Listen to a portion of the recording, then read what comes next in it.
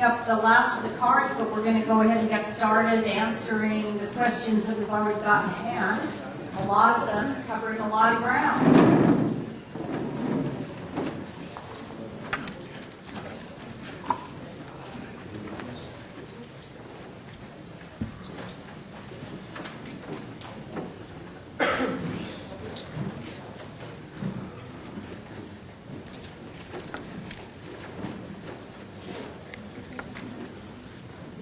Okay, gentlemen, are you ready? Does that do it?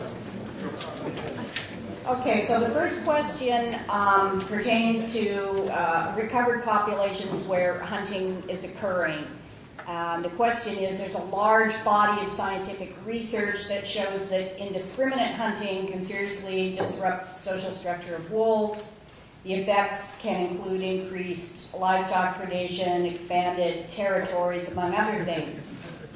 So how does Department of Fish and Wildlife and U.S. Fish and Wildlife deal with, or how would you deal with negative impacts of indiscriminate take on the social structures of large predators like wolves? And might hunting lead to more problems if not managed correctly? That question comes up quite a bit. And so I guess I'd put it in context first off to try and get a bigger picture. So throughout North America, with the exception of where we reintroduced wolves in these recovery programs, wolves are hunted. And they're successfully hunted, managed, and wolves do exceptionally well. They flourish. Alaska, British Columbia, Alberta, all throughout Canada. And so there is a body of science that very clearly, in fact, we all got together and combined with European biologists, Brainerd et al. And Carter, myself, they're all biologists, Yellowstone, different North American, and we looked at, that social structure, what happens if you lose breeders and what happens and all that.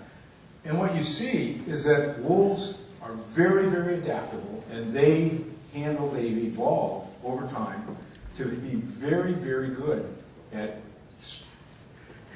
staying alive. That existing, they do very well and they adapt to things. In areas where there's high conflict, hunting, control issues like that, packs turn over, they replace breeders, and when packs are well established, we saw on the data when we combined it, within a year, those packs reestablished very quickly. New breeders came in. We see with our dispersal data, I wrote a paper on this dispersal data, and we see very quickly that wolves either start new packs or they join and they replace breeders that have been lost.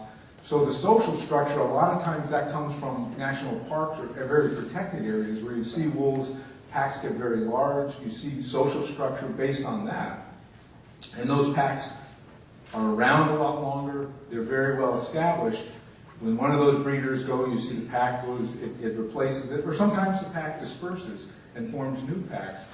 But wolves adapt to different situations, and when you have wolves being hunted, they have consistently adapted to that, and that is not something that is a threat to the wolf population, and that's very consistent in the scientific literature. The second part of that question? Of course, that question I set aside. It largely just had to do with the effect of hunting, and does it cause problems in some packs? So the other thing to think about, we've been hunting wolves since 1987 in the Northern Rockies. We call it livestock depredation control. We have taken, and some of the numbers Carter and I put up, there's at least 10 to 15% of the wolf population is removed each year in livestock control, and that's indiscriminate control. You go out and kill wolves for livestock control. A lot of times, if it's aerial gunning or if it's trapping or whatnot, it's taking out wolves opportunistically. And again, if you look at our population growth and our pack structures, litter sizes, all those vital rates, they do not come down with that. That's simply, we have empirical data year after year after year that says wolves adjust to that. And wolves do very well, and the population has flourished and continues to expand. Anybody else?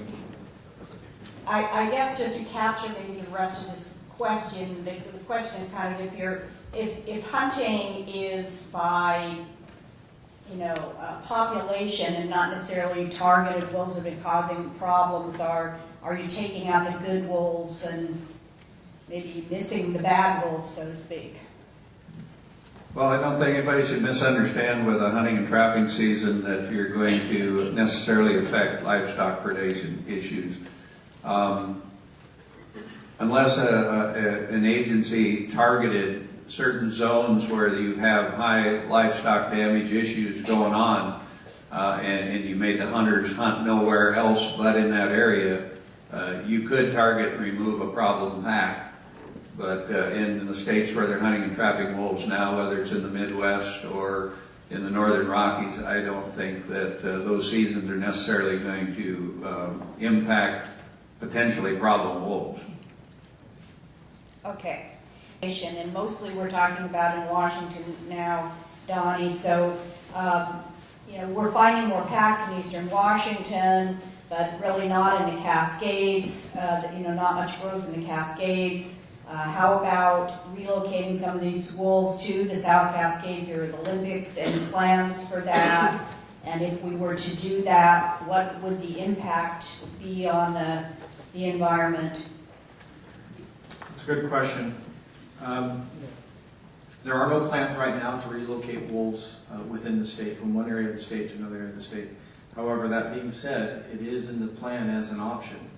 It's one of those things where it's a balancing act, as Mike talked about, that in the recovery in the DPS, even as a federally listed species, they distinctly said if wolves get into trouble, that they would use lethal control if necessary. And so in this case, in the area that we'd likely relocate from, in the northeastern corner, maybe to western Washington, wolves are federally listed right now in the western two-thirds of the state, and there isn't that mechanism in place that if you move those animals and you do have a problem that occurs, how are you going to deal with it? And so we do have in our plan, if we're hopeful that wolves will get there on their own. We know they're great dispersers, but down the road, if it looks like it's a necessary tool to use and we have maybe means to deal with problems if they occur, it's something that may be resurrected out of the plan and put into use. Okay, harder, but I really think kind of applies to everybody. It's about integrity in the investigative process, and there's been some of the investigation was disputed whether it was impartial or not. How do we promote such integrity in all the agencies involved in the investigation? That's pretty much the question. Well, it doesn't happen overnight, for sure. When I first started learning that business up in Montana, you just strike out. It's a unique job, kind of a lonely job. Like I said, after a while you learn it's not a popularity contest. But what I did learn is that in order to be trusted and have any integrity or credibility in these livestock investigations, that person has to be non-prejudicial and conduct good investigations that if a segment of the public decides, I want you to show me, I want you to demonstrate for me, if you do it right and you collect the right information and you use photography to verify and show people the damage, eventually, if you're doing a good job, I think the public's going to trust you. But it doesn't happen overnight, and I would say you got to give Washington a learning curve. You're going to stumble, you're going to make mistakes. I'm not saying they necessarily did. I will certainly say that by the end of the summer, in the wedge, it was undoubtable that wolves had taken some livestock up there. I looked at some of the evidence toward the end. It was indisputable. Like I said, once you let wolves get that far along, you have really no choice, I think, but to remove them because they're not going to change that behavior. The true ecosystem value of those impacts. Wolves, willows and streams, health of ungulate populations, etc. So, whenever you bring an animal like a wolf back in places where they haven't been, it's a significant change. Wolves are not lightweight animals where you're bringing something a small wolf. These are major predators. They affect multiple layers or cascades, if you will, of different parts of the ecosystem. How much they do and where they do it are a little bit up for grabs. Initially, it was looked at, and and this happens in national parks, so you get a little bit of a disproportionate view of it. In national parks, a lot of predators were moved because people wanted to see the good animals, elk, moose, all these kind of very charismatic animals, not animals that were widely dispersed out in areas. Few of them, predators, weren't seen. So a lot of the national park had very huge elk deer populations. When we brought wolves back into Yellowstone, wolves started changing that ecosystem dramatically. How much that's going to happen on other grounds other than the national park is a question, because you're not going to see those kind of wolf densities. So what happens in national park is very interesting and a good reference point. But thinking that's going to happen throughout the entire landscape, that's another question. So when wolves, a lot was made of wolves and elk, and that somehow just the presence of wolves is going to change elk behavior. And that's being tossed around a lot more. Initially, that was widely accepted. It was kind of politically correct. It got a lot of press. There's lots of studies now that are coming out that are challenging that, and they're saying, whoa, wait a minute. How much of this is really going on? How much is it is just there's fewer elk because wolves have brought those elk populations down? And so wolves definitely impact. There's a cascading effect. How much that really is was probably overemphasized in the beginning. The more research that goes on now, we're seeing that what actually happens is that wolves hunt in so many different places. It's not like they hunt here and so the elk don't hang out here anymore, because they do. Wolf home ranges, if you look at them, we have home ranges year after year after year that they're based on elk distribution. The elk don't move. The elk don't change. There may be fewer or different numbers of them at different times, but it's not as simple as somehow just the presence of wolves terrifies the elk and the elk don't stand around anymore. It's more complicated than that, and I think you'll see more and more research coming out that's putting that into play, that's saying it's far more complicated than just the presence of wolves or changing all this. But having said that, when you do change the number of elk, they do overgraze in riparian zones, and when you change that, you have other animals coming back that live in those areas. Beaver, smaller predators, all kinds of birds. There's a whole litany and a suite of other animals that do come back when you change that relationship. But it's not quite as simple and quite as glowing as what people first grabbed onto in Yellowstone Park and then expanding that into the rest of the province. Actually, impact on other apex predators as wolf populations increase. Well, again, so you have wolves that are very significant animals and at the top of a food web, if you will. So they do impact, but for most other carnivores, like grizzly bears, mountain lions might be a little different. Large predators don't go around looking and picking fights. I mean, they interact with each other, maybe around carcasses, around protecting their young, but for the most part, they're not. Cougars might be a different story. What we're seeing, what we saw in Glacier National Park early on, we saw in Yellowstone, is that wolves can displace or usurp carcasses from cougars, and cougars can, there's a lot of cougar people in the audience, if anybody wants to join in. You did see some of that cougars being impacted by wolves early on. But as far as other large carnivores, most of them kind of get along. I mean, they'll fight over things or they'll fight over carcasses, but it's not one's predating or one's actively going after the other. Just briefly mention, that when the wolves are back on the landscape, they're the big dog in the block. And so initially when they came into Yellowstone Park, they did, by some estimation, Dr. Robert Crabtree estimated that the coyote population in Yellowstone may have diminished by half for some time. So in other words, coyotes got to stay out of a wolf's way. If coyotes are going to live in a wolf's territory, they certainly aren't going to win in a fight. And of course, you take the next step down in country where coyotes dominate, they eventually displace red foxes. So it is, the big dog rules, and so the wolves can have some impact on the density of coyotes where they overlap a lot. questions here, not necessarily related, but using hunters to remove the problem animals is more economical. They don't have to be paid prevailing wage. Why not save money by selling wolf tags to remove depredating wolves?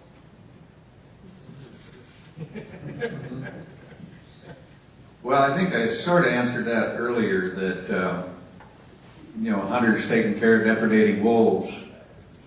It's maybe some folks think it's simple, but it may not be. There's always been talk about, well, let the hunters remove the problem bear, the problem lion, the problem wolf. If you've got total cooperation and you've got a landowner that's willing to let somebody in on the place and do that hunting, certainly it's acceptable. But sometimes, like this wolf pack removal in the wedge, as an example, it's happened many times in Idaho, Wyoming, Montana, where agencies have a little more authority, a little more latitude, and sometimes you just take the helicopter out, and in the case of wolves that live in packs, they're removed very quickly by that manner. Okay, now here. Sure.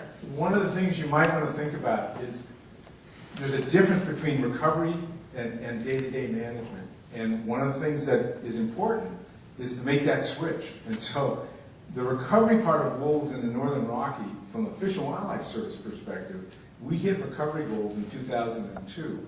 Again, that was the population size. Wolves are very, very prolific, and they're very adaptable. They basically need some place, a food source and a place to stand while they're eating that. Those are the two things that wolves need. Other than that, they'll survive anywhere. So population size comes into it. So as wolves come onto an area, the important thing to do, if you look in retrospect, is to look at what your management, what do you want to have for a wolf population, and what's feasible. And if the population stays within that limit, you don't have as many livestock conflicts, and it stays within a manageable limit. If the population continues to grow beyond, and Carter talked about social carrying capacity and all that, all those things come into play, that exacerbates the problem and makes the management far more complicated. And so there's a very different approach to recovering wolves and a very different approach to the daily management of wolves. You want wolves to persist on the landscape, but you're not trying to constantly increase the population the way we did in the early days in the Northern Rockies to recover the population. It changed to a management program, and when you don't change your management strategies, that population will continue to grow and outpace what you're doing. That exacerbates the problem, and that will help by not allowing the population to do that. All the states come to this conclusion. They all are trying to bring their populations down because wolves have out-reproduced all that recovery strategy. Grazing and grazing allotments. Are grazing allotments, and I'm presuming they mean on public land, subsidized or charged at market rate? And are non-lethal mitigation efforts efforts must be mandatory? And then kind of along that line, how much depredation occurs because of ranchers' negligence, and do they receive any type of fine, or are there any penalties for non-compliance? And it doesn't say if we're talking Washington or elsewhere, but I'm assuming Washington would probably be the state where people have the most interest here. Well, I'll take a stab at it and then we can spread it around, I guess. But these public grazing leases, best of my knowledge, around $1.35 to $1.38, somewhere in there per AUM, animal unit. In other words, that's to graze a cow-calf pair for a month. I think with sheep, maybe it's 5 ewes, and their lambs are the equivalent of 1 beef cow. This information you can probably get from the Bureau of Land Management or the U.S. Forest Service, the details. But for the most part, in my experience, when I work for Wildlife Services, there's really not too many stipulations on what the livestock producer has to do as far as you're talking about predation. I don't think there's a lot of restrictions. They legally graze that allotment. It's a contract between the government and the grazing leasee. So if livestock are killed by predators, in my experience when I was working in Montana, the Forest Service even stepped aside and said, hey, you know, this is not our deal. Wildlife Services manage those problems. So is it an illegal activity to have your livestock killed? No. If they're legally present, lawfully present on that grazing lease, they can be there, and in most cases that I'm aware of, there are not a lot of restrictions on that producer when it comes to predator control. No, the only thing I would add, again, remember, we defined all these things in 1994 to try and make sure the record was clear. And as Carter said, if they're legally present, we did not require changes in land use, and that was part of that reintroduction. So if you want to change that, that's a different issue. But we did not, and we clearly, and we went through public scoping and everything else to make sure everybody understood that that was not part of the reintroduction. What we did in a control plan is say that if you had depredations and you had dead livestock or something like that and didn't run a clean operation, we would not control wolves if those attractants were there that were bringing wolves back in. So we put the burden on the producer to make sure he ran a clean operation so that if he did have troubles, we could help resolve those issues, but we would not allow dead livestock to be around and then go in and kill wolves just because wolves were coming back in. So it was a joint responsibility. I'll add a little bit to what Mike just mentioned. This last legislative session, there was actually a law that passed that made it unlawful to attract carnivores to a site like that. It was actually one of the more obvious reasons is obviously the bear situation where, you know, intentionally feeding bears and attracting them to a scenario and habituating that bear and creating a bad situation where a bear eventually has to be euthanized. But the same kind of analogy here and applies to the situation, just as Mike indicated, as an incentive that folks, you need to clean up those dead carcasses that are out there for whatever reason they died for, that Carter talked about, the many other reasons. If there are carcasses out there, to get those cleaned up and remind them of that. But if they do not comply now, there's a fine associated with that in Washington State. To wolf populations and how long does it take to document a pack? This questioner says they reported at least 4 wolves south of Broom Rock Lake in September 2012. Hasn't seen any follow-up. And then there were also reports of wolves around Mount St. Helens. Want to address that? Yeah, I'll take a stab at that. We are getting lots of reports of sightings with folks that believe are wolves, and some of those are, and some of those are not. And what we're looking for is that cluster of activity, multiple sightings by multiple individuals, and sometimes it's an easy one, it's a quick one, where we get a sighting, or we get several sightings in an area. They all look promising. There's photographs, there's other bits of data, if you will, that help support that, and we go out and that same summer put a caller out, and sure enough, it's a bona fide pack. In other cases, even if it is a wolf, remember, as Mike talked about, that dispersal ability and those wolves taking off out of the Rocky Mountain states, that there are wolves bouncing around all over Washington now. You know, given their dispersal ability going several hundred miles, that sure, they're being seen and they're there that day, but they're gone tomorrow. And so, again, we're trying to home in on those areas where there's some real likelihood there's pack activity, rather than just that dispersing animal which we could chase around forever and ever and ever and never get to. Wolf populations and some genetics in a way. Does management of wolf populations take into consideration the different species that are threatened, or just the overall wolf population as a whole?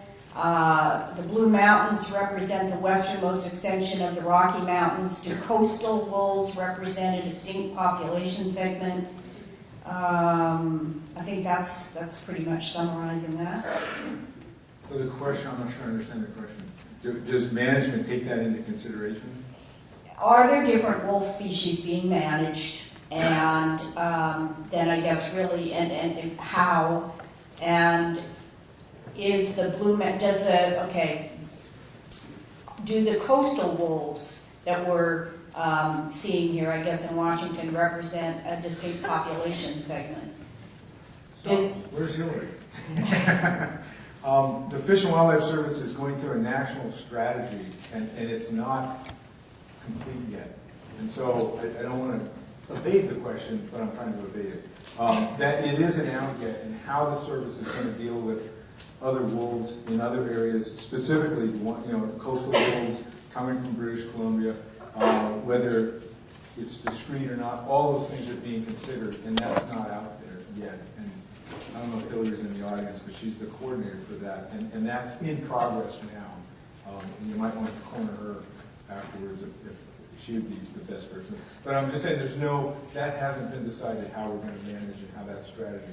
You can list wolves, or any species, it can be listed as a species, as a subspecies, or distinct population segment, and how that Pacific Northwest, the coastal part, Western Washington, all that through Oregon and California, how that will be, that is all being considered now, and it hasn't been completed yet. So people who want information available on It's Fish and not Wildlife? It's not out yet. I would say stay tuned. It's Yeah. coming out soon, but it's not complete. And if people don't know Hillary, who is? Are you in the audience? Yeah, Hillary. There she is, Right here. okay. She's the wolf coordinator for the Pacific Northwest out of Region 1, and she would be the best person to talk to. Okay. I'll just add a little bit to that. So what we're really talking about here is a couple recognized subspecies, a coastal version and the strain that's out of the Rocky Mountain DPS area. And so far, the evidence that we have in Washington is we're a melting pot of both of those. And what seems to be, so we have genetic evidence of both the genetics that from the Rocky Mountains and a little bit from what we think is coming from BC. And even in this Pacific Pac, we see a mix of that. What it looks like is happening based, you saw the slide there at the end, is that Rocky Mountain population is kind of really the one that's taking hold in Washington, but certainly already when you think of subspecies, it's not a bright line in the sand, it's a transition zone. And so we're kind of, Washington represents that. Okay, here's kind of a standalone. Reservation land, and they are, we recognize they're as sovereign nations and have their own authority on their reservation lands. And so specifically in this case, the two that the tribes that have wolves on their land and are developing management plans are the Colville tribe and the Spokane tribes.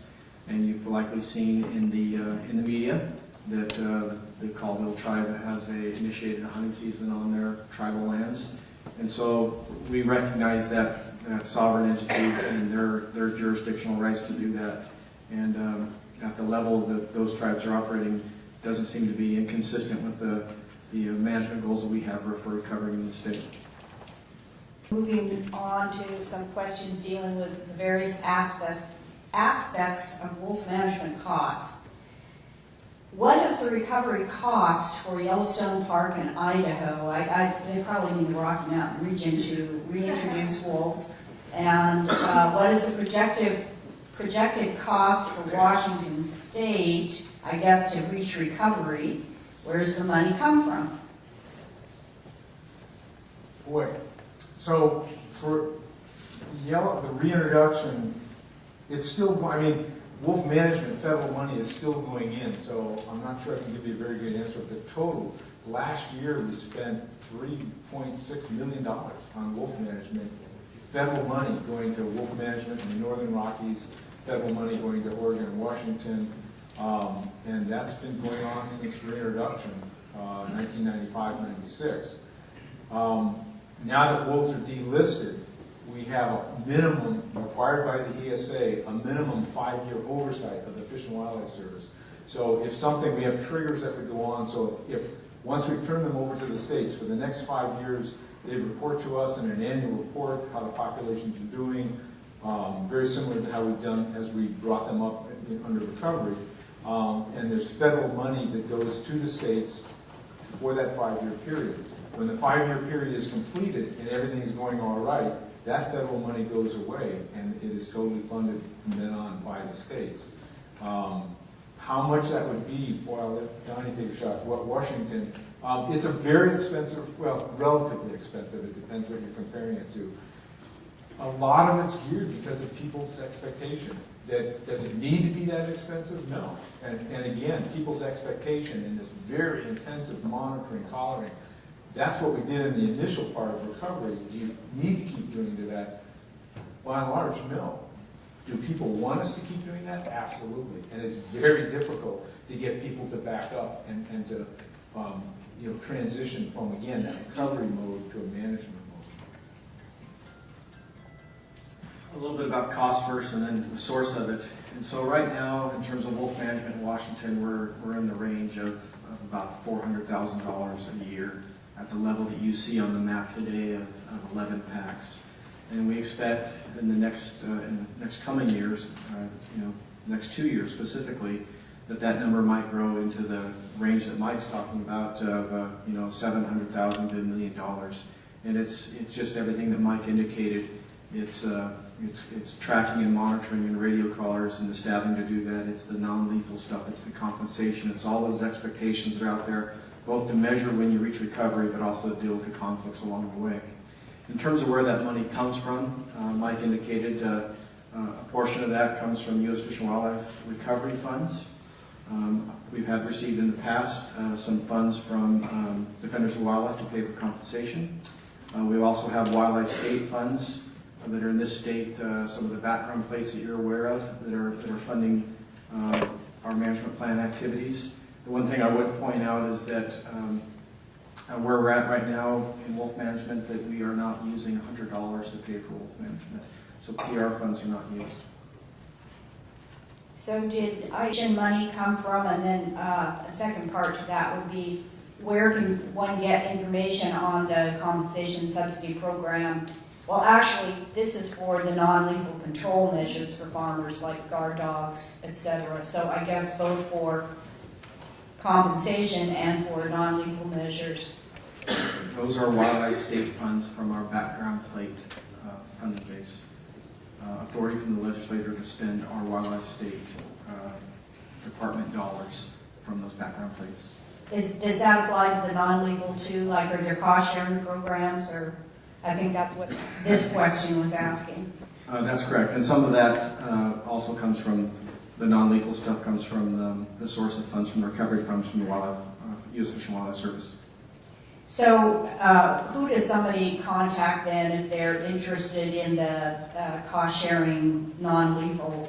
Who's the best contact or organization? I'm probably a great contact. And call the department, you'll get the right person. I have my business cards with me. If you would also go online and look at our Wolf Conservation Management Plan and look at that chapter that talks about compensation, it'll tell you the details about what level of compensation and what qualifies for who qualifies for compensation and what rate. And if you have any follow-up questions, please give me a call and I'll hand my business card out to anybody that wants it.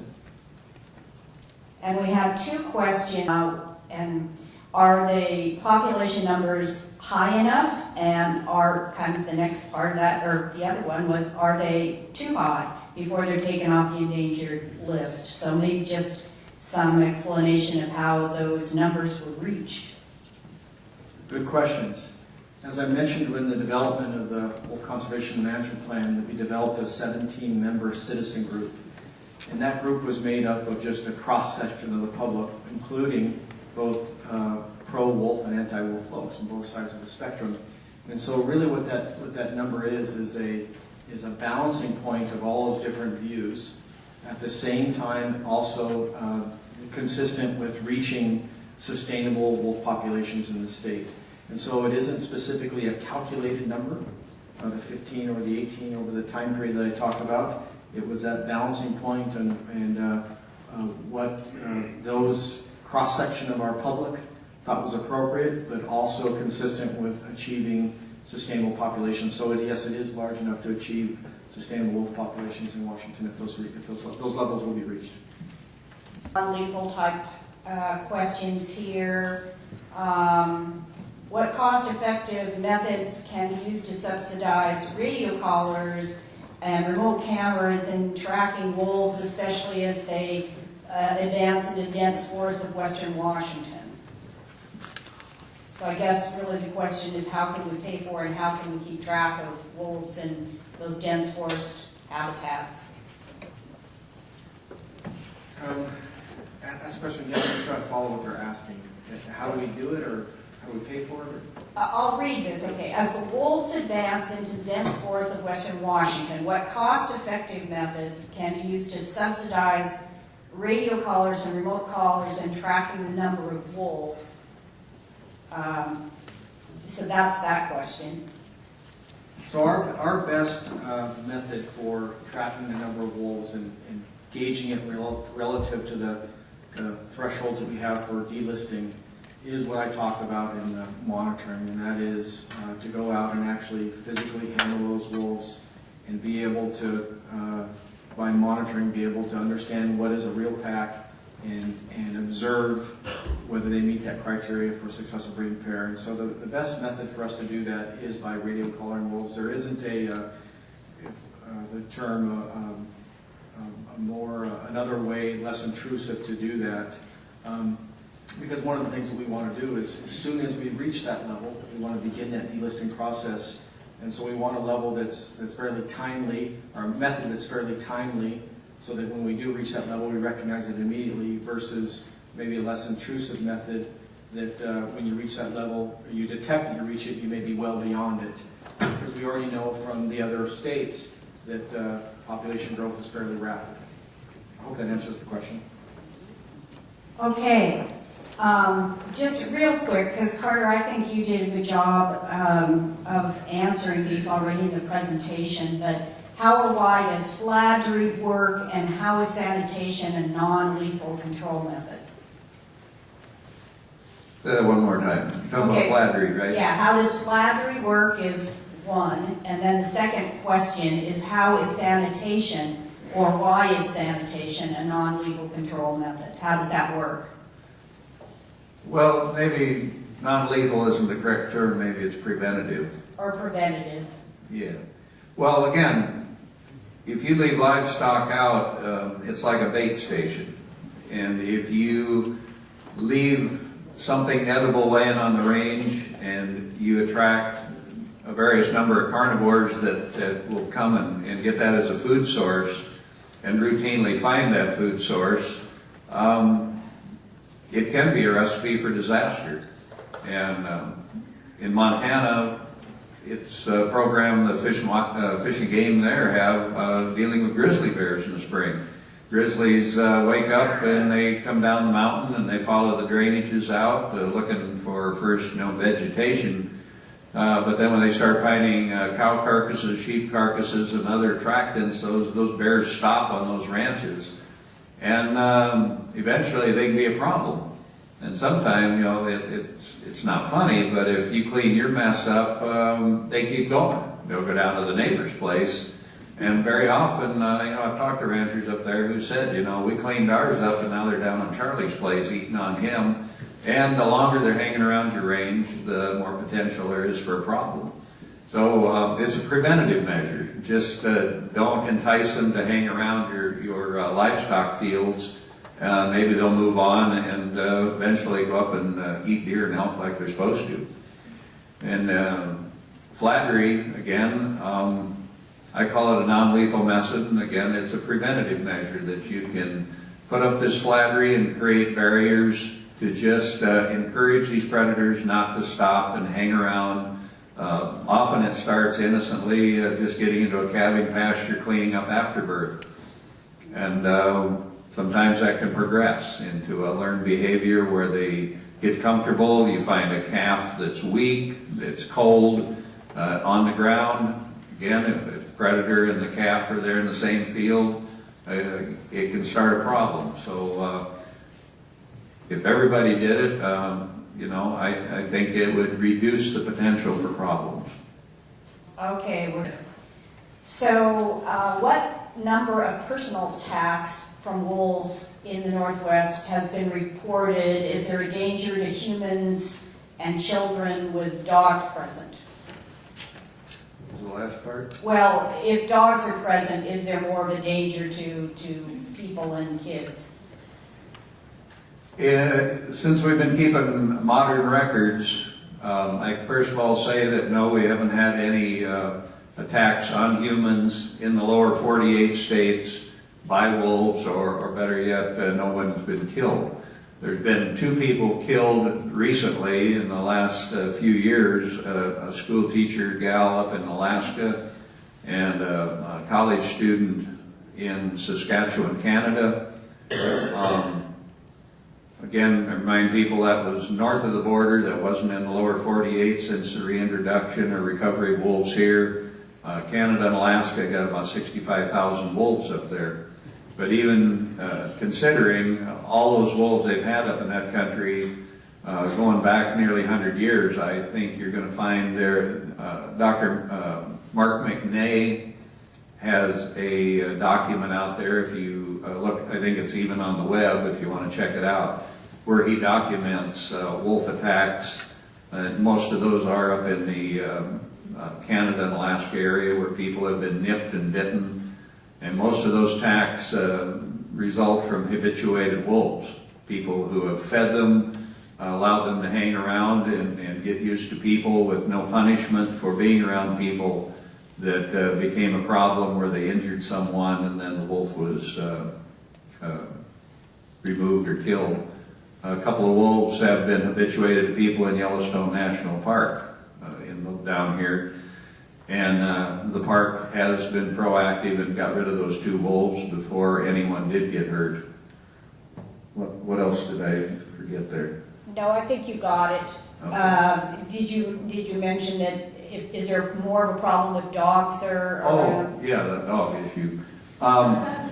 Absolutely, wolves do not like dogs. And again, we're talking about the same critter generally. I mean, the dogs come from wolves originally. Wolves look at dogs as another wolf in their territory, and wolves defend their territories, protect that turf. If they encounter dogs in it and they can catch them, they'll kill them. Just a recent story in Montana, just in the last few days, where some hounds, I believe in the 9 Mile area, were allegedly killed by a wolf attack. And throughout my career, I've necropsied, examined dogs where wolves have killed them. So yes, there's always that potential if there's a dog out in the woods with you and the dog is running ahead or separated from you and wolves come after it, it could cause a close-up encounter. I don't think the wolves are after you, but if your dog runs to you, you could get hurt. Okay. And the last question for the evening is kind of a philosophical one, I would say. So right up your alley there, I would say, Carter. In real life, how much wolf management is based upon humans banishing our own devils, and wolves are just the unfortunate vehicle? Also has a nice Barry Lopez quote here, probably too long to read it all, but... So what was it? So the question is how much of wolf management is based on that? Is based upon wolves, you know, what they're saying, their own devils, and wolves are just the unfortunate vehicle. He has a Barry Lopez quote here that says, you know, all right, I'm going to read this now. Okay. Throughout history, man has externalized his bestial nature, finding a scapegoat upon which he could heap his sins, and whose sacrificial death would be his atonement. He's put his sins of greed, lust, and deception on the wolf, and put the wolf to death in literature and in folklore and in real life. So, you know, how much of our wolf management decisions are based on that sort of reaction? Well, I would say wolf management, our wolf management, is not. It's basically, we really stick with science, we look, we evaluate, we do that, we peer review things, we invite research, we constantly try to improve that. How people deal with each other, I would say, is very, very much that the wolf issue is pretty squared away. We understand wolves, we know wolves, we can manage wolves. The people issue is incredibly complicated, diverse, constantly changing, and I would think what you just read describes exactly, if one side here like wolves and the other side doesn't, this side beats this one over the head, this side beats this one over the head, and they use wolves as a club. And people have a hard time letting go of all that. The management is not based on our management. Okay. Do you want to jump in there? Well, I was going to say, I agree with Mike.